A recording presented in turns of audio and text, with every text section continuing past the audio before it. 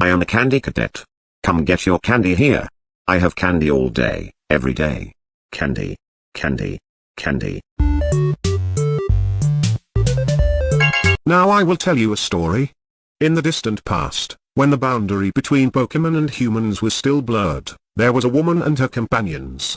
Every day, they were bored, so they would often catch Slakoth living in the nearby forest. They played cruel games with the captured Slakoth, sometimes killing them for fun, gouging out their eyes, or cutting off their ears. One day, the woman was walking alone in the forest and saw a Slakoth hanging from a tree. She climbed the tree to catch it, but slipped and injured herself. At that moment, a Vigoroth appeared. This Vigoroth had a torn ear. The woman, startled, tried to flee, but her injured leg hurt too much, and she couldn't move. The Vigoroth with the torn ear suddenly attacked her when it saw her. The woman lost consciousness. When she awoke, she was in an unfamiliar place. Before her lay a clear lake, surrounded by trees, from which many Slakoth and Vigoroth were hanging.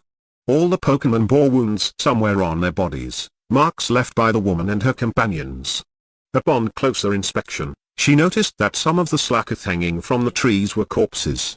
They were the very Slakoth that the woman and her friends had killed and discarded.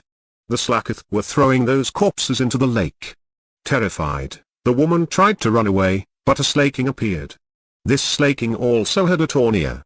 The woman realized that this was the same Vigoroth she had seen earlier, and fear overwhelmed her, causing her to faint once more. When the woman regained consciousness, she found herself at the entrance of the forest near her home, surrounded by her friends. They carried her back to her house. Some time later, the woman gave birth to a child. But it wasn't a human child, it was a Slakoth. She intended to abandon it, but couldn't bring herself to do so. She stopped meeting with her friends and decided to raise the Slakoth.